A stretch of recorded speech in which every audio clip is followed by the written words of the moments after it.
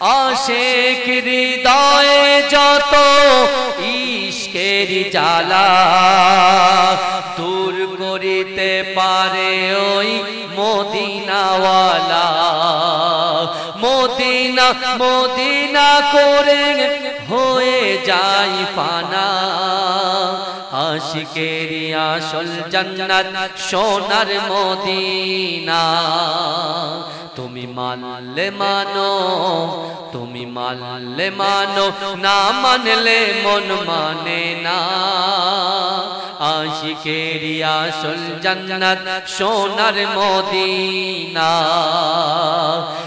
এক সময় ছিল মদিনা অলক্ষণের ভূমি নবীর ছোঁয়ায় হলো আরশের চেয়েও দামি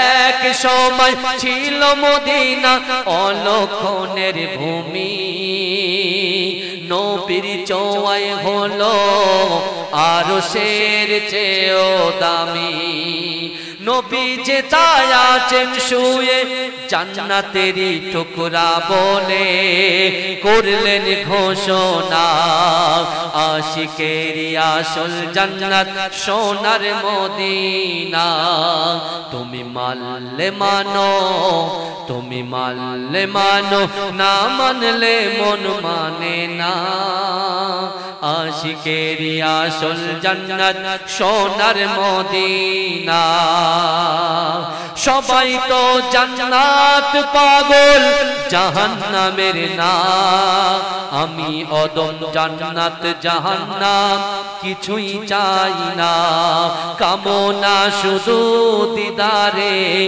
নবী রব্বানা আশিকের আসল জান্নাত সোনার মদিনা তুমি মানলে মানো তুমি মানলে মানো না মানলে মন মানে না আশিকের আসল জান্নাত সোনার মদিনা আল্লাহুম্মা সাল্লি আলা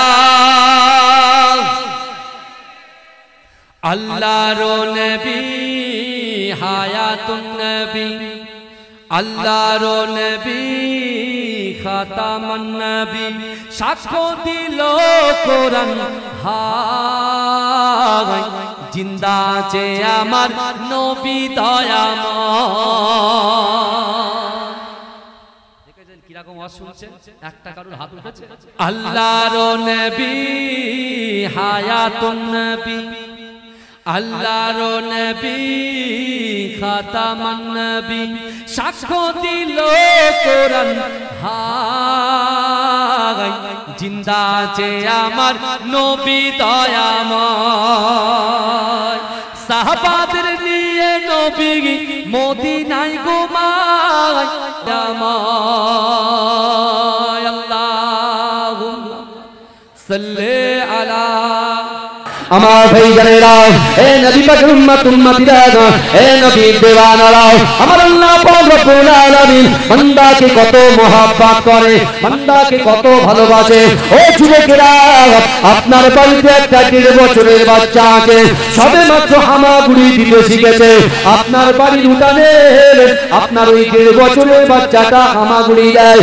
কিন্তু না না না আপনার বাড়ির সামনে বড় একটা পুকুর আছে ও যুবকেরা ও নবী পাকের উম্মত উম্মতিরা আপনি মা হিসাবে আপনি বাপ হিসাবে আপনার ওই 1.5 বছরের বাচ্চাটা সবেমাত্র হামাগুড়ি দেয় সে যখন উঠানের উপরে হামাগুড়ি দেয় আপনি মনে মনে চিন্তা করেন আপনার চোখটা আপনার সন্তানের দিকে থাকে বাপের চোখটা সন্তানের দিকে থাকে মায়ের চোখটা সন্তানের দিকে থাকে কেন থাকে না না না 1.5 বছরের বাচ্চাটা কিছুই বোঝে না আমার উঠানের সামনে যে বড় পুকুরটা আছে ও হামাগুড়ি দিতে দিতে দিতে দিতে যদি পুকুরে পড়ে যায় আমার বাচ্চাটা হয়তো আমার বাচ্চাটার ক্ষতিগ্রস্ত হয়ে যাবে আমার বাচ্চাটা পানিতে ডুবে মারাও যেতে পারে ও যুবকেরা তাই তো আপনি আপনার সন্তানের মহব্বতে সন্তানের ভালোবাসায় আপনি আপনার মূল্যবান সময়টাকে সন্তানের দিকে একাগ্রতা চিত্তে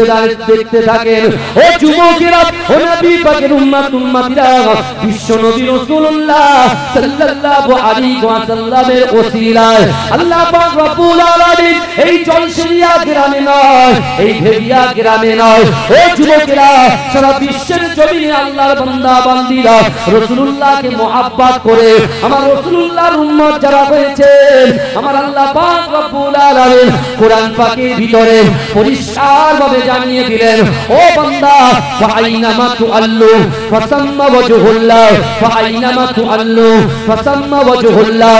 আমার আল্লাহ বলে, বান্দা তুমি তোমার সন্তানের দিকে তাকাও, কিন্তু না নাও আমি আমার রাসূলুল্লাহর ওসিলায় আমি আল্লাহ পাক রব্বুল আলামিন আমার বান্দা বান্দীকে এত মহব্বত করি। ও বান্দা শোনো শোনো, ফাইনামা তুআল্লু ফাসাম্মা ওয়াজহুল্লাহ। ও বান্দা তোমরা যখন ডান দিকে তাকাও, ওই ডান দিকে আমি আল্লাহ আছি। ও বান্দা তোমরা যখন বাম দিকে তাকাও, বাম দিকে আমি আল্লাহ আছি। ও বান্দা তোমরা যখন সামনে তাকাও, সামনেও আমি আল্লাহ আছি। ও বান্দা তোমরা যখন পিছনে তাকাও, পিছনেও আমি আল্লাহ আছি। আমার ভাইরা চিন্তা করে আল্লাহ কতটা ভালো আমাদেরকে বেসেছেন। কার ওসিলায় বেসেছেন? মুস্তাফা জানে রাহমাতের ওসিলায় বেসেছেন। আল্লাহ যেমন আমাদেরকে ভালোবাসেন, আমার রাসূলুল্লাহও আমাদেরকে ভালোবাসেন। কারণ এটাকে রবিউল আউয়াল শরীফ, এই মাসে আমার রাসূলুল্লাহ পৃথিবীতে এসেছেন সুবে সাদিকের সময়। আল্লাহ যেমন আমাদেরকে রিজিক দিচ্ছেন দৈনন্দিন, যে আল্লাহ দুটো করে চোখ দিয়েছেন, হাত দিয়েছেন, পা দিয়েছেন, জবান দিয়েছেন, ইজ্জত দিয়েছেন, যৌবন শক্তি আল্লাহ দিয়েছেন। আল্লাহ যেমন ভালোবেসে রাসূলুল্লাহ ওসিলায় দিয়েছেন, আমার রাসূল আমাদেরকে প্যার করে গেছেন। কিন্তু আমরা হাদিসের সাথে কানেক্টেড, কোরআনের সাথে কানেক্টেড। আমার রাসূল ১৫০০ বছর আগে মুস্তাফা জানে রাহমাত তিনি সাহাবাদের সঙ্গে আলোচনা করছেন মুসনাদে আহমদের হাদিস। রাসূলুল্লাহ সাহাবাদেরকে বলছেন, আমার সাহাবারা, হুরিমাতুল জান্নাতু আলা আমবিয়াই হাত্তা আদখুলাহা। কে বলছেন? আমার রাসূল বলছেন, হুরিমাতুল জান্নাতু আলা আমবিয়াই হাত্তা আদখুলাহা। দুনিয়ার জমিনে যত পয়গম্বর এসেছে, এই আমার রাসূলুল্লাহ শান মান ইজ্জত আল্লাহ কত আলা করেছে, আর রাসূলুল্লাহ ওসিলায় তার উম্মতের ইজ্জতকে কতটা আলা করেছে, সেই হাদিস আমি আপনাদের সম্মুখে উপস্থাপন করছি।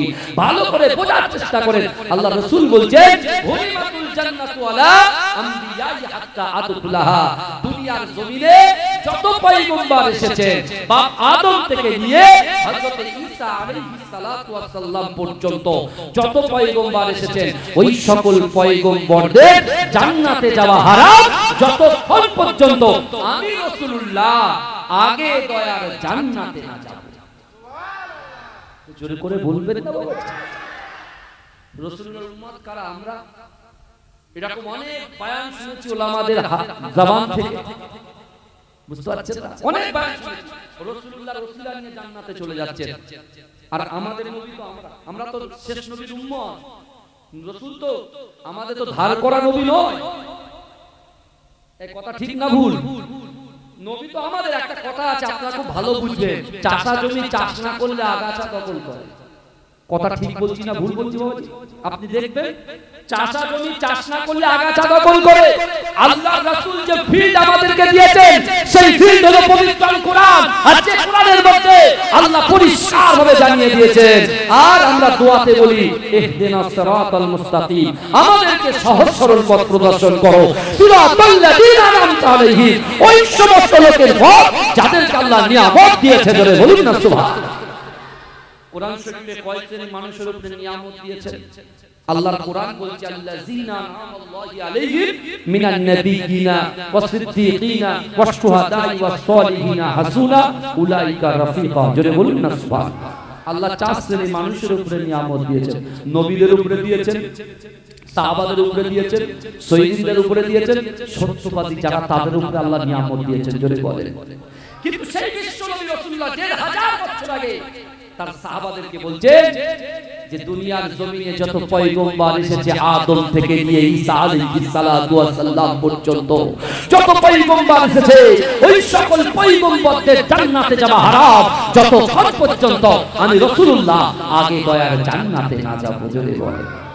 কিন্তু আমার ভাইজানেরা, হে নবী পাকের উম্মত উম্মতিরা, হে নবী দেবানরা, বিশ্ব নবী রাসূলুল্লাহ সাল্লাল্লাহু আলাইহি ওয়াসাল্লামের এই হাদিস শুনে আল্লাহ রাসূলের একজন সাহাবা দাঁড়িয়ে গেলেন, ইয়া রাসূলুল্লাহ, হাবিবাল্লাহ, না না না, সবার আগে আপনি জান্নাতে যাবেন, কাল কিয়ামতের মাঠেতে সবাই তো ইয়া নাফসি করবে। ইয়া রাসূলুল্লাহ, হাবিবাল্লাহ, আপনি তো নিজেই বলেছেন যেখানে আল্লাহর নাম সেখানে আমি রাসূলুল্লাহর নাম, যেখানে আপনার নাম সেখানে আপনার উম্মতের নাম। ইয়া রাসূলুল্লাহ, ইয়া হাবিবাল্লাহ, না না না, সবার আগে আপনি জান্নাতে চলে যাবেন, আমার আপনার উম্মতের অবস্থাটা কি হবে? ও যুবকেরা, ও নবী পাকের উম্মত উম্মতিরা, হায়াতুন নবী, নূর নবী, সোনার নবী, আমার রাসূল পাক অজর নয়নে ঝরঝর করে কাঁদতে কাঁদতে আল্লাহ রাসূল সাহাবাদের দিকে লক্ষ্য করে বলেছিলেন, ও আমার সাহাবারা, আমি রাসূলুল্লাহ জানিয়ে দিলাম, হুরিমাতুল জান্নাতু আলা উমামি হাত্তা তাদখুলাহা, হুরিমাতুল জান্নাতু আলা উমামি হাত্তা তাদখুলাহা। এ আমার সাহাবারা, শোনো শোনো, আমি রাসূলুল্লাহ তোমাদেরকে জানিয়ে দিলাম, দুনিয়ার জমিনে যত পয়গম্বর এসেছে ওই সকল পয়গম্বরে যত উম্মত এসেছে, বাবা আদম থেকে নিয়ে হযরত ঈসা আলাইহিস সালাতু ওয়াস সালাম পর্যন্ত যত উম্মত এসেছে ওই সকল উম্মতির জান্নাতে যাওয়া ততক্ষণ পর্যন্ত হারাম যতক্ষণ পর্যন্ত আমি রাসূলুল্লাহ আমার উম্মত আগে দয়ার জান্নাতে না যাবে। জোরে বলুন না, মহব্বত হবে না? সুবহানাল্লাহ, নারে তাকবীর, নারে তাকবীর। আমার বাবাজিরা, ভাইরা, ভালো করে বোঝার চেষ্টা করে, তাহলে যে একদিকে আল্লাহ তার বান্দাকে রিজিক দিচ্ছেন, আর একদিকে রাসূলুল্লাহ তার উম্মতের সাহস দিচ্ছে, তোমরা এগিয়ে যাও, নামাজের দিকে এসো, রোজার দিকে এসো, পিতামাতার মহব্বতের দিকে এসো, এতিম বেওয়া অর্থাৎ যারা আপনার উৎপীড়ন নিপীড়ন এরকম মানুষের পাশে তোমরা এসে দাঁড়িয়ে যাও। তোমরা যখন দাঁড়িয়ে যাবে আল্লাহর রহমত তোমাদের উপরে বর্ষণ হবে। জোরে বলুন। জোরে বলা যাবে না? আর চিৎকার দিয়ে বলা যাবে না? সুবহানাল্লাহ। রাসূলুল্লাহর আদর্শ আমরা নিয়ে যাব। এই যুবকেরা বিশ্বাস করেন, আমার দয়াল নবী মুস্তাফা সাল্লাল্লাহু আলাইহি ওয়াসাল্লাম এই পৃথিবীতে এই ধরার জমিনে আসার আগে আল্লাহ অনেক আশ্চর্য ঘটনা ঘটিয়েছে। বুঝতে পারছেন না? আব্রাহা পবিত্র কাবা ঘর, আল্লাহর ঘর, আল্লাহর ঘরকে চূর্ণ বিচূর্ণ করার জন্য পরিকল্পনা করেছিল। এ কথা ঠিক বলছি না ভুল বলছি? হ্যাঁ, এখন বর্তমান ওয়াকফ নিয়ে, এই শুনছেন, ওয়াকফ নিয়ে আমরা প্রথমে আন্দোলন করেছি, তাই তো এখনো জারি থাকবে। আল্লাহর ঘর, মাদ্রাসা, ঈদগাহ, খানকা, কবরস্থান, এগুলো হচ্ছে আল্লাহর প্রপার্টি। কার প্রপার্টি বলেন? আল্লাহর প্রপার্টি। যারা এই মাদ্রাসা, মসজিদ, খানকা, ঈদগাহ, কবরস্থানের বিরোধিতা করছে, আমি তাদেরকে বলতে চাই, আপনি একটু আব্রাহা বাদশা থেকে শিক্ষা নেন। কারণ আমার আল্লাহ পাক সহজে ধরে না, ধরলে পরে, এই জোরে বলেন, ধরলে পরে। ফিরাউন সে নিজেকে খোদা দাবি করেছিল, নিজের আমিত্ব, তার পাওয়ার, তার অহংকার সে মানুষের কাছে বনি ইসরাইলেরকে যখন দেখাচ্ছিল, মুসা আলাইহিস সালাতু ওয়াস সালামকে কষ্ট দেওয়ার পরে নবী মুসা যখন নীল নদের দিকে এগিয়ে যায়, আল্লাহ বলছে মুসা ঘাবড়াবে না, আমি আল্লাহ তোমাদেরকে জানিয়ে দিলাম, মান কানা লিল্লাহ কানাল্লাহু লাহু, যে ব্যক্তি আমার হয়ে যায় আমি আল্লাহ তার হয়ে যায়। জোরে বলেন, এই জোরে বলবেন না? দুনিয়ার মানুষের ভয় পেয়ে কিচ্ছু হবে না। যদি ভয় করেন, হয়তো একটা বাড়ি পেতে পারেন, একটা টয়লেট রুম পেতে পারেন, বুঝতে পারছেন না? সাময়িক সময়ের জন্য কিছু কাজ পেতে পারেন। আর যদি সত্যিকারের যে আল্লাহ আমাকে আপনাকে আমাদিগকে যার ভয় করছেন তাকে আল্লাহ সৃষ্টি করেছে, আর সেই আল্লাহকে যদি আমরা ভয় করতে পারি, আপনি যদি ইটে হাত দেন ইটটাকে আল্লাহ সোনা বানিয়ে দেবে। এজন্য বলুন না, এই বিশ্বাস আছে তো আপনাদের? দেখেন এখন তো ভুল ধরার মানুষের অভাব নাই, বুঝতে পেরেছেন? সোশ্যাল মিডিয়াটা এত সুন্দর জায়গা, সেকেন্ডের মধ্যে ভাইরাল, সেকেন্ডের মধ্যে, বুঝতে পারছে না? 1 সেকেন্ড লাগবে না। কিন্তু এই ভাইরাল করে তো কোনো লাভ নেই, ফেসবুকে হোয়াটসঅ্যাপে ইউটিউবে ভাইরাল হয়ে কোনো লাভ নেই। আল্লাহর কাছে যদি আল্লাহ যদি আপনাকে ভাইরাল করে দেন তাহলে ওটা আপনার জন্য উপকার, বুঝতে পারছেন? দেখেন ভুল ভ্রান্তি ত্রুটি বিচ্যুতি অনেক কিছু হবে, বুঝতে পেরেছেন?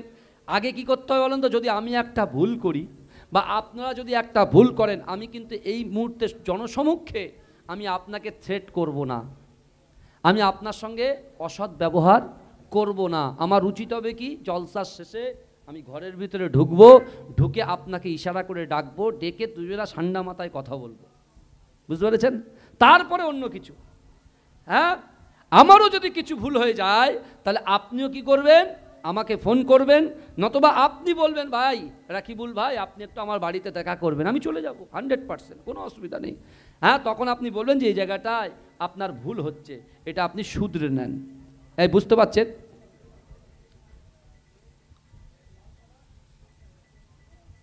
মোবাইলটা অফ করো না, ফোন এসছে, ফোনটা এ করে দাও। আমার বাবাজিরা, বুঝতে পারছেন কি বলছি? তাহলে আর আল্লাহ পাক রব্বুল আলামিন আমাদেরকে কি স্পেস দিয়েছে দেখেন, কি মর্যাদা দিয়েছে দেখেন। আল্লাহ বলে দিচ্ছেন, এ বান্দা, দুনিয়ার জমিনের উপরে আসমানের নিচে কোনো মানুষকে যদি কোনো মানুষ ক্ষমা করে দেয়, আমি আল্লাহ আসমানের উপরে তাকে ক্ষমা করে দেবো। জোরে বলবেন না সুবহানাল্লাহ? জোরে হবে না সুবহানাল্লাহ? দুনিয়ার জমিনের উপরে আসমানের নিচে কেউ যদি একটা বাজে গুনাহকে যদি কেউ গোপন করে দেয়, আল্লাহ বলছে কাল কিয়ামতের মাঠে তোমার গুনাহটাকে আমি আল্লাহ গোপন করে দেব। হ্যাঁ, সেই রসুলের উম্মত আমরা। আর যে রসুল সাল্লাল্লাহু আলাইহি ওয়াসাল্লাম তিনি পৃথিবীতে আসার আগে আল্লাহ পাক রব্বুল আলামিন প্রত্যেকটা অর্থাৎ পবিত্র মক্কা নগরটাকে আল্লাহ কিভাবে সাজাচ্ছেন দেখেন। আল্লাহ কোরআনে বলছেন, বিসমিল্লাহির রহমানির রহিম, আহাসিবান নাসু আইয়ুতরাকু আইয়াকুলু আমান্না ওয়াহুম লা ইফতানুন। আল্লাহ বলছে, বান্দা তোমরা যারা ঈমান এনেছো, তোমরা কি মনে করো আমি আল্লাহ তোমাদেরকে ছেড়ে দেব? ওয়াহুম লা ইফতানুন, আমি আল্লাহ কি তোমাদের পরীক্ষা করব না? এই শুনছেন, আল্লাহ আমাদেরকে বলছেন। কিন্তু যারা বলছেন আমি মুমিন, যারা বলছেন আমরা মুসলমান, খাঁটি মুসলমান, যারা বলছে আমরা খাঁটি ইমানদার, আমরা যারা জবান দিয়ে বলছি যে আমরা খাঁটি ইমানদার খাঁটি মুসলমান, তাহলে আমরা খাঁটি ইমানদার খাঁটি মুসলমান আমাদের সদা সর্বদাই তৈরি থাকতে হবে। এ যুবক, তুমি যদি খাঁটি মুমিন হয়ে থাকো, ও মা তুমি যদি খাঁটি মুমিনা হয়ে থাকো, তাহলে অবশ্যই অবশ্যই আল্লাহর 5টা বিষয়ের ভিতরে, কোরআন শরীফে আল্লাহ 5টা বিষয়ের ভিতরে যে কোনো একটা বিষয় নিয়ে আল্লাহ আপনাকে পরীক্ষা করবেন, পরীক্ষা করবেন। রাসূলুল্লাহ বলছেন সাহাবাদেরকে, তা আল্লাহ যখন পরীক্ষা করবেন, রাসূলুল্লাহ একজন সাহাবা বলছেন, ইয়া রাসূলুল্লাহ, আল্লাহ যদি পরীক্ষা করে আর সেই পরীক্ষায় যদি আল্লাহর বান্দা বান্দিরা উত্তীর্ণ হয়ে যায়, তাহলে আল্লাহ কি যাজা দেবে? কি যাজা দেবে?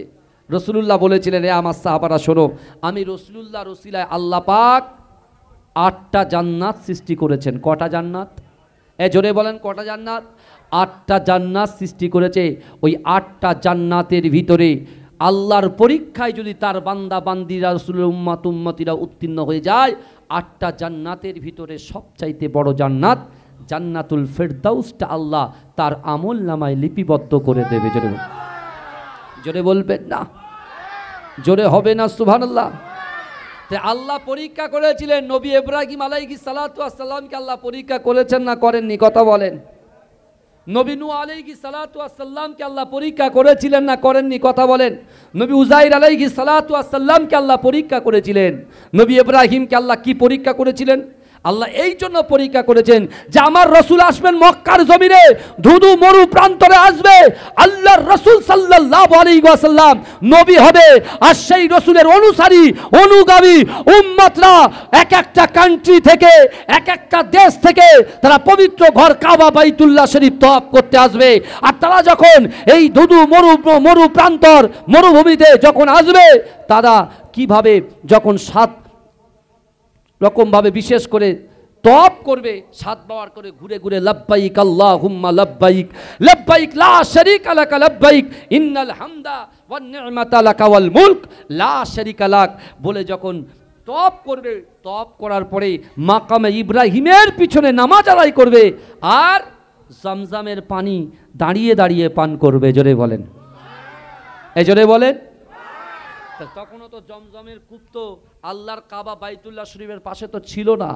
আল্লাহ সেটাকে সাজাবেন না, কারণ ওমা আরসালনাকা ইল্লা রাহমাতাল লিল আলামিন আসছে যে রাসূল সাল্লাল্লাহু আলাইহি ওয়াসাল্লাম যখন কোনো ফাঁকা ময়দানে চলে যেতেন, বিশ্বাস করুন আমার রাসূলুল্লাহর শান মান ইজ্জতের খাতিরে আমার আল্লাহ যাকে বন্ধু বলেছেন সেই বিশ্ব নবীর জন্য অনেক দূরে যদি কোনো গাছ দণ্ডায়মান থাকতো, দাঁড়িয়ে থাকতো, ওই গাছগুলো তাদের বিশেষ করে জায়গা পরিবর্তন করে জমিন ভেদ করে তারা রসুলুল্লাহর মাথার কাছে এসে নিজের নিজের নিজের ডালগুলোকে রসুলুল্লাহর কাছে মাথাটাকে ঝুঁকিয়ে দিয়ে রসুলুল্লাহকে ছায়া করে রাখতো। জোরে বলুন।